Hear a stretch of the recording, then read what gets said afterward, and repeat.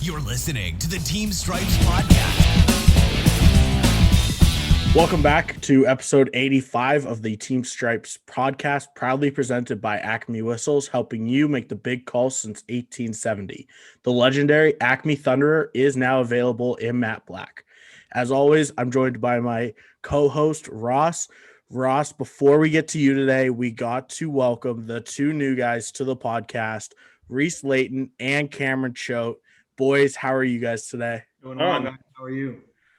Oh, man, I'm good. I'm excited to have you guys on.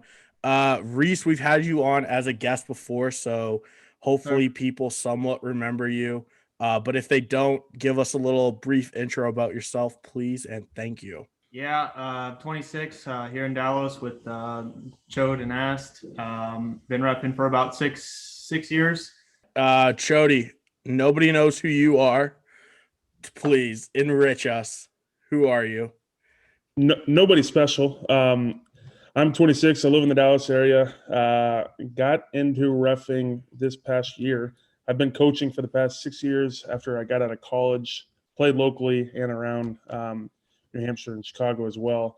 I reffed when I was a little kid, but those house games, those are in the past. And let's just act like that never happened. But other than that, just enjoying the start of this and meeting new people, and it's kind of fun getting to the ref side of things, and didn't know how much camaraderie and all that was in it, and now I'm really enjoying that side of things. So I'm glad to be here, and hopefully I can put my rookie thoughts into this sometimes. Honestly, I'm excited to hear what comes out of your mouth, because for anybody that doesn't know, Cameron Choate, he will say absolutely anything. He's going to be fun to bring on. But Ross, last but not least, how are you? I'm recovering from pneumonia. Lovely. I'm, pushing 35, and I can't skate as many games as I used to. That's for sure. So actually, I ended up skating so much last week that I skated myself sick. So recovering from that, and obviously, I'm riding high from the huge Super Bowl win for the Tampa Bay Buccaneers. Tom Brady getting his 7th Super Bowl. The Buccaneers being the first ever team to host and win a Super Bowl in their own building. The parade was today.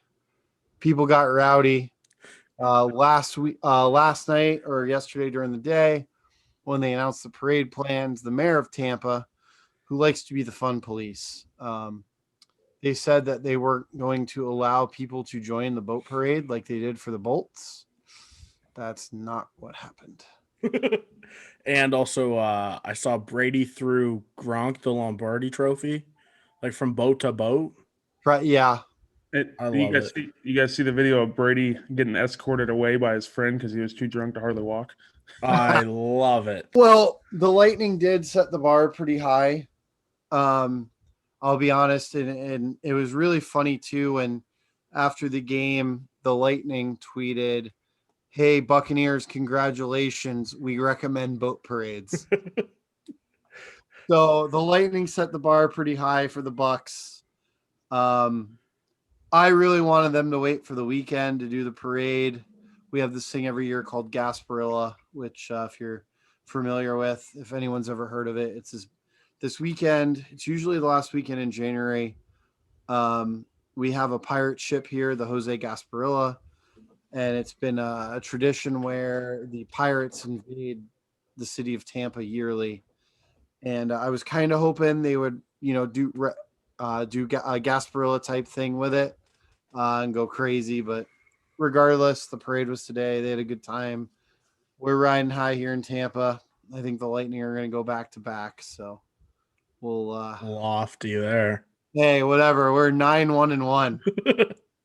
Playing in the easiest division in all of hockey. All you need is Tampa now, or not Tampa, the Rays to win now? Well, the Rays won the American League pennant.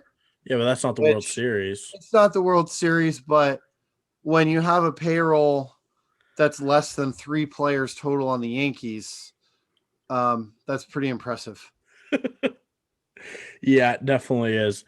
Obviously, let's get right into hockey. We have a bunch of stuff to go over this week. Well, before what do you we need? get into hockey, I'm going to jump on your toes real quick. I'm rocking some merch today. I know, and you I look got my good. Team Stripes hoodie. Logos on. There we go.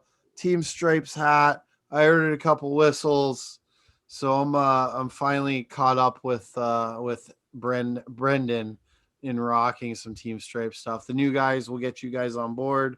By the way, guys, welcome to the podcast. Thanks, It's Rod. nice. It's nice to have you on. So we've graduated from a 2-man system to a 4-man system. So it's gonna be interesting to see how this goes. Yeah. So obviously, I know we talked about it last week. I was going to get a bunch of clips together, and post them all over the social medias, which I did. I know you guys have seen them, so we're going to just kind of break them down one by one, in this week's episode, just to kind of, I guess, get our opinions on it. So let's Perfect. start with the first one I saw was Dylan's knee on Kako. Dylan received a 2-minute penalty for kneeing, as well as Kako got called for embellishment. I'll start us off right here and right now and saying that embellishment call was not a good call. No way. Wait, did you like it or you don't like it? Oh no, I hated that. Okay. How do you not? How are you not hurt from that? Yeah, the only weird play or way it looked weird was generally when you get hit knee to knee, you kind of helicopter out of it. Kako did like a half jump and dove out of it, but it wasn't a dive on his fault. I think it was a Dylan knee all the way through. Even Dylan was a little bit surprised about the penalty. Ross, Cameron, you got any thoughts on that one? I think it's pretty obvious. I mean, now we're watching it in slow mo and we're watching it over and over and over and not watching it live. So there's an argument there, right? But I think it's pretty obvious. It's knee on knee, and you can see he tries to avoid it just a little bit. But anybody's going to try to avoid a knee on knee because those are miserably painful. So you got to give him the benefit of the doubt. But again, we're talking about watching it through slow mo and not live like the refs did. Correct. The only Was there surprising a kneeing part. minor assessed? Say that one more time. Was there a kneeing minor assessed? Yeah, so Dylan got assessed a minor. Wes Okay. McCauley's arm went straight up for the minor. He called the knee, or I think he called trip, but I mean, the same Either thing. And then Kako's standing over by his bench, and all of a sudden he just starts skating across the ice. I don't know who called the knee. I don't know how. Like I'm looking at the clip now. I don't know how we're calling an embellishment there. Yeah, I truly don't. I mean, maybe from an angle that one of the guys was at, whether it be Wes or the other referee, they felt there was some embellishment. I don't know, but that's tough. I don't see an embellishment there. But again, we're watching from a low angle, from a replay, so it's just one of those. That's a tough one. I think if you watch the video at the very beginning, Wes calls the trip, so it must be the back referee that called the embellishment there. Gotcha. Yeah, because Wes definitely called the trip. I have no clue who called the embellishment or where. But I mean, that's one of those ones where we got to get together and talk about it, I think, and we don't call that embellishment. And talk about it. And that's the thing. There was no camera angle that showed they did. Okay. So it was. I have a feeling in that situation they probably did, and maybe one of the guys was just completely adamant about calling the embellishment. Yeah, I mean, there's very potential on that. Moving on, though, we got Wayne Simmons hitting. It's Quinn Hughes in Vancouver, if I'm correct. It's the Quinn Hughes. I'm watching it now. All right, so for me, that's a hit that we're not making.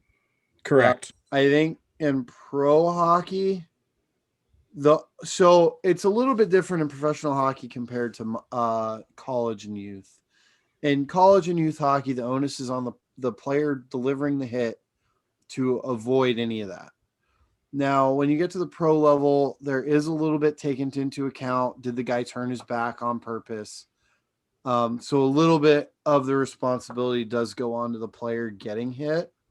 In this case, I feel like the Canucks player did put himself in a bad situation. Mhm. But either way, if you're Wayne Simmons there, you can't make that hit. Yeah, I don't disagree. I mean, Hughes put himself in a horrible spot. He knew Simmons was coming, turned, and I mean, yeah, Simmons just finished his check. In National Well, Hockey League level, no penalty. I have no issue with yeah. that. So I commented particularly on that video. I said in pro hockey, nothing. Correct. However, I will add to my comment there.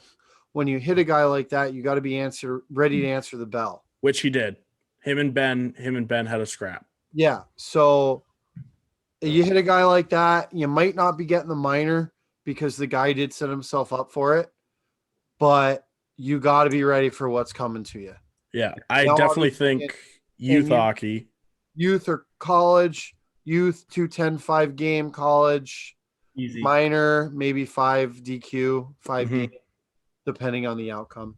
Yeah, I'll Yeah. say for pro. I don't think I don't think there's a call there because if you watch it when he initiates and goes towards that hit and makes that commitment to hitting Hughes' shoulder is basically parallel. I mean, they're right on each other. And Hughes looks over his left shoulder and sees him coming. So that's I don't mind the no call there. And yes, that was a fight. If there's been a fight. It was a good scrap. Yeah. Props to Jordy there though too. He's not. I would say he's the least tough of the two, and he held his own against one of the tougher in the league. But and just to again reiterate, in youth hockey or minor hockey, whatever, we are calling a penalty there. No doubt. Okay. No doubt. So that's only no penalty in professional hockey. In youth or college or junior, that's a penalty. No doubt. I agree there 1000%.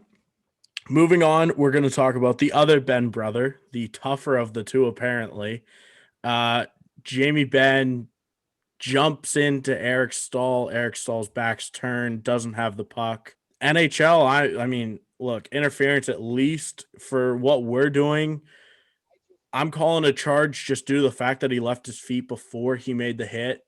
You could even tickle a 5 game if the kid's hurt, but I think 210 charge at absolute minimum there. Yeah. So this could be one of those ones like in USA hockey. Obviously, an open ice hit from behind is still a 2 and a 10. He doesn't have the puck there. If nothing really happens, you could justify a rough because there's no puck. Like maybe in a competitive U18 or U16 game, like you might go with a rough there instead of going 210. But obviously, like going 210 for charging, no issues with it. Correct. None. You could even go interference if you didn't want to put the 10 on. I wouldn't do interference on the USA side. They want those called a rough. Fair, because there was no intent to play the puck. In junior or college, you could call that an interference because keep in mind you have the major option for interference. Mhm. Whereas in the youth book, there's no option for a major for interference. However, there is an option for a minor rough, a double minor rough in the case of obviously, a scuffle, but there's also still a standalone major for roughing. So if we have the option of a 2 or a standalone major there, I would go with the rough instead of the interference. Guys, does that make sense to you, or am I just talking out the side of my mouth? No, I like it just because it gives you more. Because yeah, you can sit there and especially in an 18U AAA game, you can go to a coach and be like, "Hey, I'm gonna go double minor rough here." No, you can't use the double minor on that. There has to be an altercation to use the double minor. So you either go single minor rough Or standalone or 5. standalone major. I mean, I'm fine with a standalone major. In that case, like if his head whips back, Yeah. 100% standalone major. Now, if he just kind of drives through and leaves his feet and he goes to the ice, but like the guy gets up right away and whatever, you can go rough, or you can go 2 and 10 charge with that open ice hit. Yeah, I think in a USA game, like youth game, I would want a little bit something more than a 2 there just because he gets him kind of in the numbers. He has 0 intent to play the puck. He jumps before he hits the guy. I mean, standalone 5, sure. 210 charge, even better. It only hurts the team for 2 minutes, hurts the kid for 12, hopefully. But I'm going 210 charge there. That one's pretty easy. Clearly takes 2 steps and leaves his feet. I mean, that's Yeah, his stick's in the air. Like, he's not going to play hockey. He's going to make a hit. Puck whatsoever. So USA Hockey for sure, 210. Yeah, Yeah. I like that. Well, I yeah, don't think a coach is going to argue either. Yes. No. I mean, you can definitely go there with the 2 and 10. And you could also get creative and go the standalone major if you want to.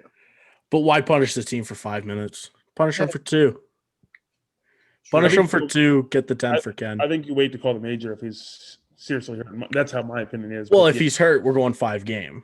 210 for charge is probably the best call there. Yeah, and then 5 game if he's hurt. But Stahl got right back up because he's a trooper. I mean, it's Stahl. The next clip, though, I want to talk about is a tough one because it is Fabry tripping. I believe it's not Marchand, but it's a Bruins player. The call on the ice was a trip. It's a game of angles, and he's now looking through 3 guys in order to make that call. I know we've all done it as officials where we are looking through bodies and like, oh, guy fell down. There was potentially a stick in the lane, and now the other team's skating away with the puck.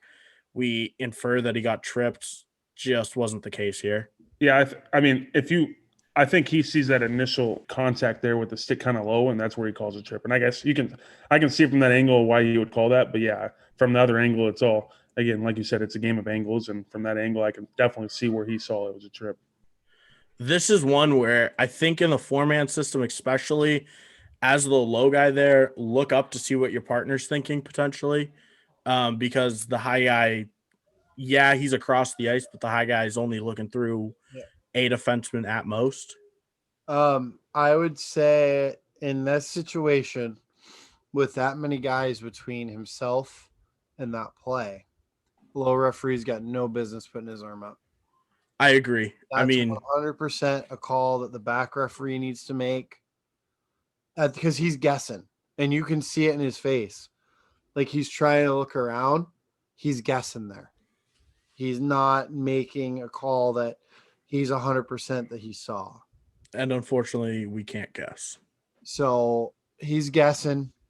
I think that's one of those where you look at your partner, or if your partner who's the back guy doesn't put his arm up, don't put your arm up. Mm-hmm. Yeah, I don't disagree. I mean, that's kind of one of those rather safe than sorry calls. I don't want to see a guy call a penalty looking through 3 guys.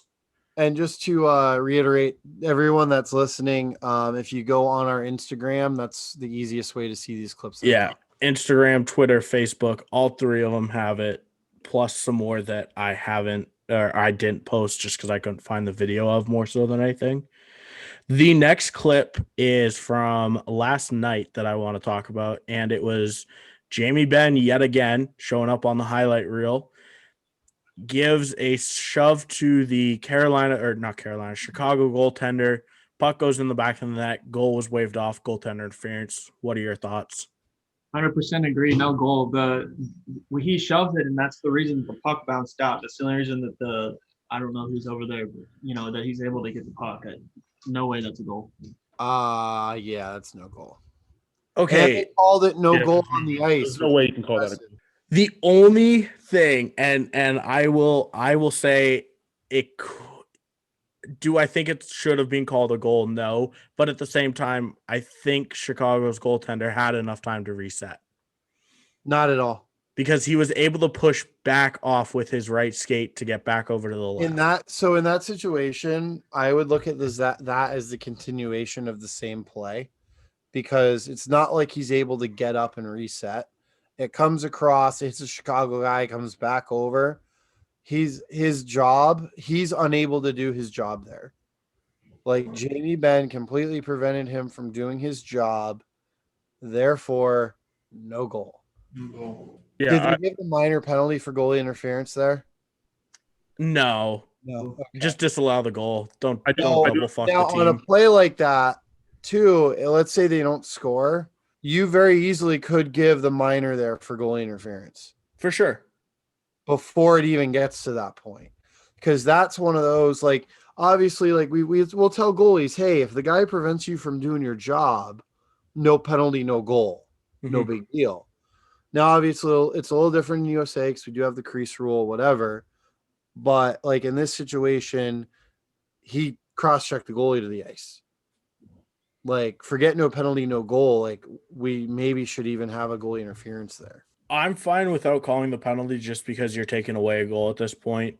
Well, yeah, we're not going to double up on him. Yeah. It's just one of those, because it was quick. You know, it came back to him when in the net.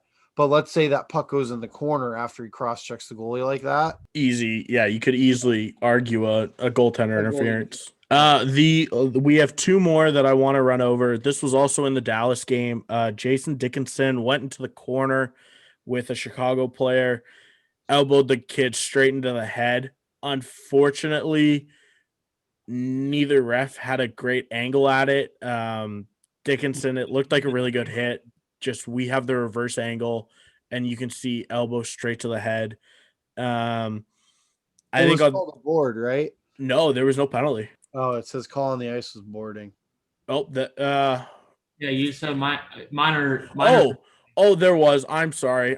There was. So yeah, there was a board. My bad. I'm okay with that minor. Something like that, where I'm looking at the back referee. He's on that side.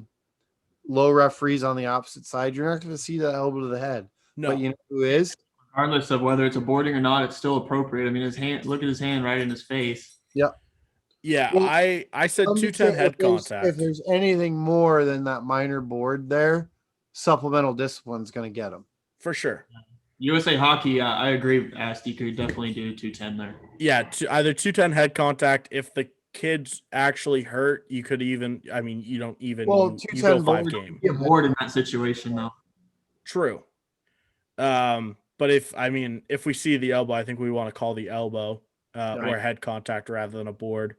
But boarding to me is A-okay there as well. I guess I don't know how to read my own comments. Brenden, in Canada, are those still just two standalone minors? In the Hockey Canada rulebook? Yeah. From my for what? Like elbow? Yeah, like a head contact or a boarding or. So if I remember correctly, head contact is either automatic double minor at minimum. Okay. I don't have I've never skated there, so I don't. Let me find the rule book. We'll get a Canadian on to ask them the question. Yeah, because I have no clue. If you're a Canadian official listening to this podcast, comment below with what the penalties for charging, boarding, head contact, and checking from behind are, please. Because we don't know. The other one that I wanted to talk about was Zaitsev hit against the Oilers last night. I really liked a no call there just because the Oiler player saw Zaitsev coming down, turned at the last second, and Zaitsev did everything in his power to not hit him. Yeah. So that's where we get into the whole pro hockey. The onus is on the player receiving the hit and the player giving the hit. So it's 50-50 between the two of them. 100% not a penalty. Different story. Youth hockey, I go 210 for check from behind right away. Honestly, you can justify a 5 game there. He does go head first. Correct. 210 5 game. You can easily get away with going over there. Hey, coach, his head hit the boards first. I have no choice. It says it in the rule book. Done. Youth pro hockey, not a penalty. What about juniors? What do you think there? USA juniors, double minor EJ. NCAA rule book, 5 game or 5 DQ because you went head first in the boards. Yeah, I agree. Definitely at least a 210 down here for that. But up in the National Hockey League, he honestly did everything he could to avoid the contact. And unfortunately, things happen. Hockey's a fast sport. But that is all I have for the clips, at least for this week. Moving on, though, we had a major blunder with Toronto, of all places, the War Room, messing up an offside review in the Columbus game. I guess it's not really that they messed up. They did not have all of the angles available to them before the call was made. And after they kind of rushed it, I guess. Okay. After the call was made, they realized in the intermission, oh shit, we messed up. So all they did, they rescinded 45 seconds, the remaining 45 seconds on the minor penalty for the delay of game, and said, sorry, Torts, we messed up.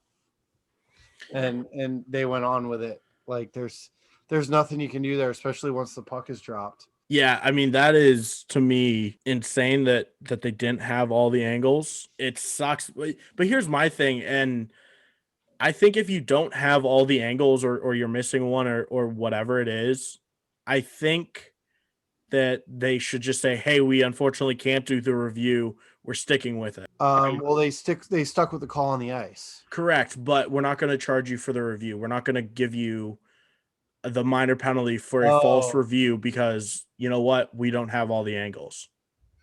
I could see that. Because now you're saying, like, if I'm in Torts' shoes there, I call that because, like, hey, it's offside. They don't have the right angle, and they say, hey, we don't have that angle.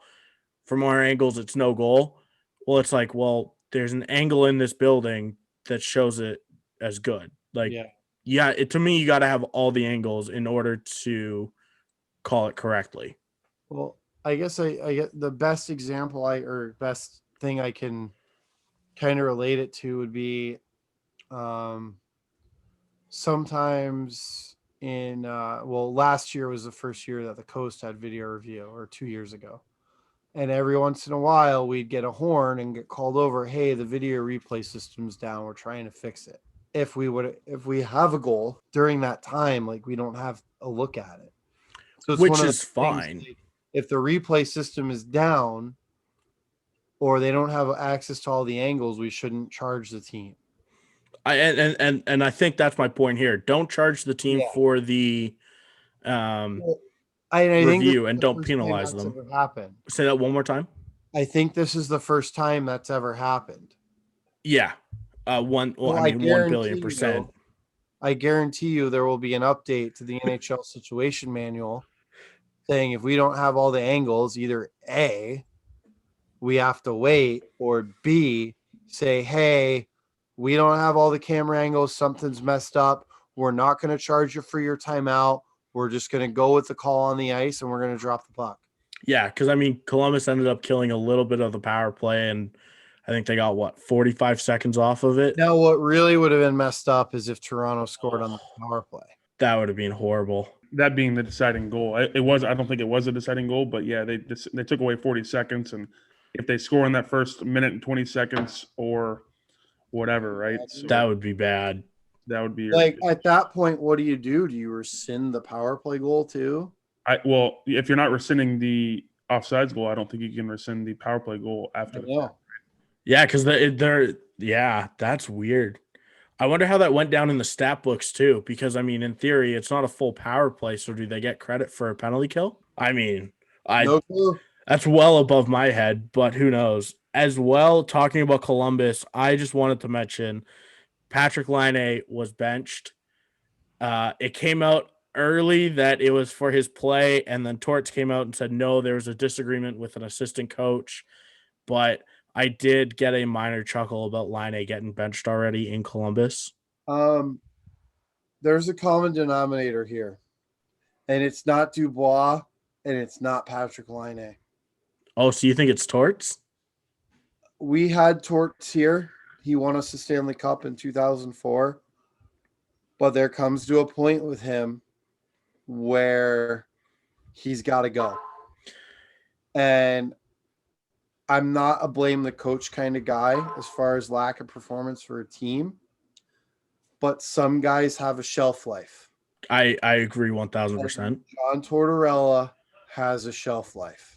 So the argument, I mean, I do agree a little bit there. The argument there is 2 games in, he had issues in Winnipeg and now issues here. Is it a mixture of both? Or I agree with that Torts probably does have a shelf life. Is it a mixture of both? The Winnipeg issues with Laine were more with Blake Wheeler and a couple other guys. Yeah, that was locker room. There was locker room stuff. They didn't get along. They didn't like him for whatever reason. Who knows? We're not in the room, and maybe someday we'll hear about it on Chicklets. But as far as the benching of a all-star caliber hockey player, Dubois and now Line, I don't, knowing Torts and knowing how he was here. I mean, he'd bench Marty St. Louis, he'd bench Vinny Lecavier. Yeah, he doesn't care. He don't care. No. Which that's fine because that kind of falls under the way Belichick does things in New England, where I don't care if you're Tom Brady or a guy that I just signed off the practice squad last week. I'm going to treat you the same way. Mm-hmm. And yes, that works. Everyone should get treated the same, but at the same time, like, you got to know who your horses are. So it's just, I don't know. I think Torts' time in Columbus could be ending sooner than later. Yeah, I mean, that's a tough one in my books. I do agree that he has a shelf life. To me, he reminds me a lot of Daryl Sutter, who took the Flames to the Cup in 04 and then, ran his course in Calgary, goes to LA, rebuilds an LA team, gives them not a dynasty, but, I think it was like 2 cups in like 4 years. 2 and 3 years, I think. Yeah. Like, he great coach, but then he ran his course in LA. Now they moved on. Torts, same thing with Tampa. I really like John Tortorella as a coach. I think he just has to have a certain type of player on his team to understand his coaching style. And Patrick Laine is not his guy. Or he needs to walk into a situation where, let's say, for example, like the team here, Coop can't get it done, can't get him over the top. You bring in a Tortorella for a short term, he's going to motivate these guys and they're going to run through a wall for him. Mm-hmm.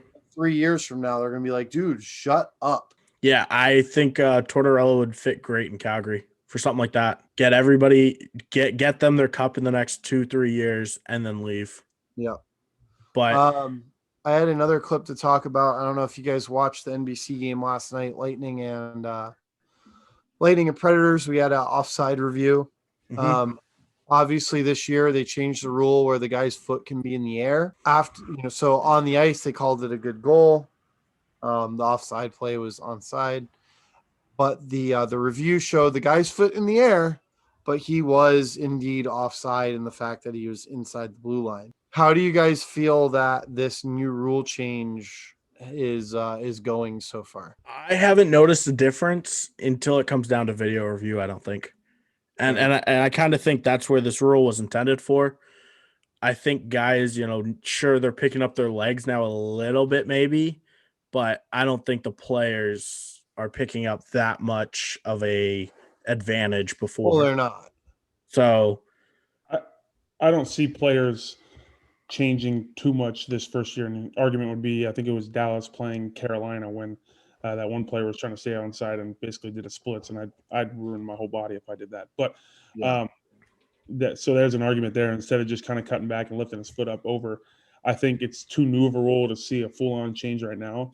I think it just makes the game a little bit easier. I like the foot on the ice, but I guess you can make the argument, and I understand why they changed the rule is because millimeter off the ice. How do you tell that on a video, right? So, Well, keep in mind the rule was put in place because I think it was Nathan McKinnon scored a goal when he was like 15 feet off sides. Yeah. Well, it was back with Stastny originally that was like it's like 30 offside to get video review. Oh, it was Stastny. It wasn't McKinnon. Yeah, because he went It on. was in Colorado. I know that much. Yeah. For sure. It's like the Kreider offsides when he's like at the bottom of the circles. And so, we wanted to get rid of those, but then they opened Pandora's box because now we're like, oh, he's this much offside. Yeah. I mean, I don't think we're going to notice that big of a difference until. Well, no, I think we're going to end up seeing less offside reviews. I agree because teams are going to be like, oh, his skates in the air, we're fine. Yeah. Which, perfect for us, speeds up the game, easier as a linesman. I love it. 2 last things that we wanted to bring up. Mikko Koivu retiring out of the blue in Columbus came out earlier this week. Koivu played for the Wild for, forever. Well, no, he retired from Minnesota, didn't he? No, he No, was on Columbus this year. they didn't re-sign him this year, and he went to Columbus. So now here's the other question: is that a coach-related issue? I'm going to bring a controversy situation. Yeah, you know what? I wouldn't be surprised if he went there and was like, "Fuck this." I think he went there to win, realized Columbus isn't that good of a team to win, or they're not in a position to win now per se, and then was like, yeah, I'm kind of done putting up with this. I think when you sign there, I mean, they're a good team, but I think you sign there knowing they're not going to be a team that wins the cup in the next 2 years. Maybe he gets there in Ohio and he's like, maybe I don't want to live here. But I wouldn't be surprised if it was the locker room thing. With Tortorella? Hey, you know what? I thought I wanted to do this, but now I'm stuck here, and the only way out is to retire. Yeah, I mean, good career on him though. Kind of like Joe McGinley though, never won a cup, but great career. Well, you know, he was a plug. He was a hardworking player. Yeah, like he worked his tail off every night, every shift. I enjoyed watching him play. He was not as good as his older brother, but good hockey player regardless. He had an older brother. Saku. Holy smokes! I didn't know that. Yeah, Saku Koivu is his older brother. Holy smokes! Yeah, okay, that makes sense. One last thing, Johnny Hockey's quote on Spittin' Chicklets. Cam, I'll let you take this one away. Oh wow, I'm gonna have to read something. You will. Hopefully you can read. Be like ad reads for Biz. So after I assume most people saw this, after the end of the game between Toronto and Columbus, Muzzin shot the puck at Tkachuk while he was on the ground. Tkachuk did his normal thing, which I probably would have done the same. I think he went after Muzzin. Johnny Hockey, Johnny Ham and Cheese, whatever they call him nowadays, he went on Spittin' Chicklets this week, and they asked him about it. He said, quote, we saw on Sports Center, you could see all five of us were skating off to go to the bench. None of us saw. We felt bad, but we play Toronto soon, so I'm sure he'll get him back. And I think they play him February 22nd. So correct. Bringing that up, what are we going to expect?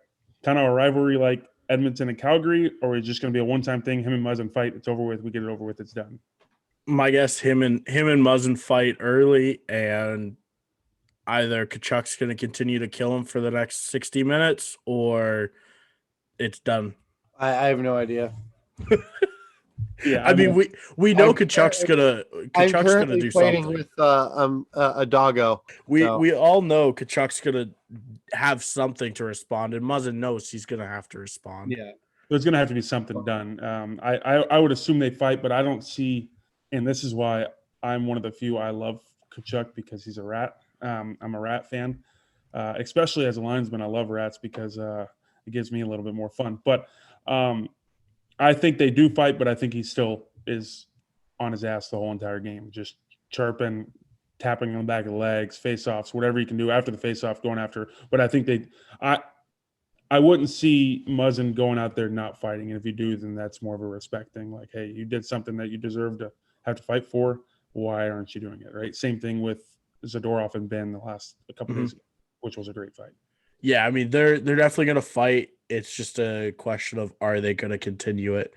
Really quickly, though, before we wrap up the last episode, Cameron, I just want to hear what has your favorite story been from reffing so far? Oh, this one's great.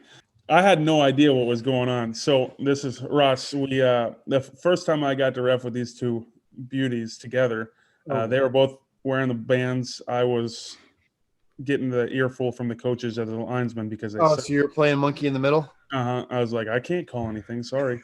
No floaties here. So there's a scrum towards the end of the game. Team's losing. There's a scrum behind the net.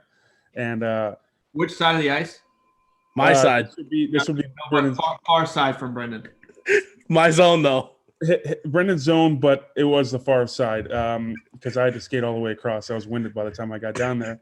Through the net. Yeah, so there's a scrum that happens, punches thrown, whatever. I go in there.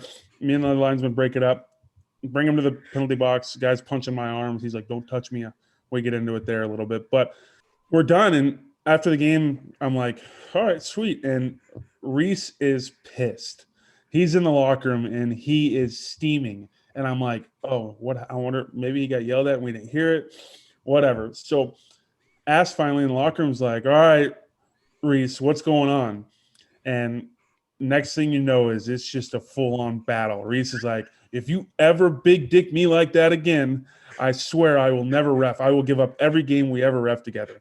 And I'm like, what happened? He's like, so the whole story is Ass decides, all right, I'm going to call the penalty, call everything. And Reese is waiting next to the score box, watching from the neutral zone, waiting next to the score box, the four-man system.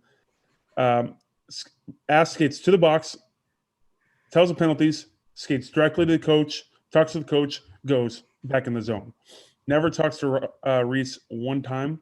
And I'm like, all right, I got to see the video of this. So we got the live barn on it. It was the funniest thing because Reese is just standing there and he's waiting. He's looking right at him. Just Ass ignores him, goes to the bench. He ends up just ignoring him again. And I was like, okay, I can see why he's pissed off. But I've never seen Reese so mad in my life. And I think he's still a little bitter about it. I think if we still bring it up, if it ever happens again, I can see it. I was standing there waiting for Ass to talk to me. Like I even asked Ass a question, and he's like, nope, and just skates straight by me and goes to coach. Well, I'm not gonna lie. So I'm kind of guilty of that when I'm doing a game 4-man because I like reffing by myself. So if I got something, and I just fucking handle it. It was clear-cut penalties, too. It was like we're going 210 head contact, double minor to like too rough, like done, easy. You went matching rough and called it a day. Exactly. I will say I did agree with Reese that we probably should have gotten that individual out of the game because he is an every game occurrence. And there was they were down by 4 with. I thought we did get him out because there was less than 2 left on the board. No, there was like 13 minutes left. So he got his 210 or whatever. Oh, or he got his penalty, and he came back for like 2 more shifts because I had to follow him around the ice at the end. I just wanted to watch you skate a little bit more. No, I don't like skating that much. Reese, I want to know, obviously, I don't know how you top that story, but what was your favorite moment so far from reffing this year? Like, and even any year, I mean, even last year. We talked about this on the last podcast, but it's definitely the hot lap. Oh, when you got hot lapped in college? Yes. Yeah, we're gonna work on that. Next time we go up, I think I'm gonna hot lap you just to hot lap you at this point. Hey, I'm ready. Awesome. All right. Well, boys, I think that wraps up this episode. First and foremost, or last but not least, I should say, we have to give a massive shout out to our second sponsor for this week, SIG Hockey. SIGHockey.com is your newest source for pro stock, NHL, and NCAA hockey gear. SIG Hockey is offering Team Stripes listeners 10% off their first purchase with code STRIPES10. That's STRIPES10 for 10% off your order at SIG Hockey. That's SIGHockey.com. Boys, thank you guys for coming on. We look forward to next week. As always, fans, have a great week, and thanks for listening.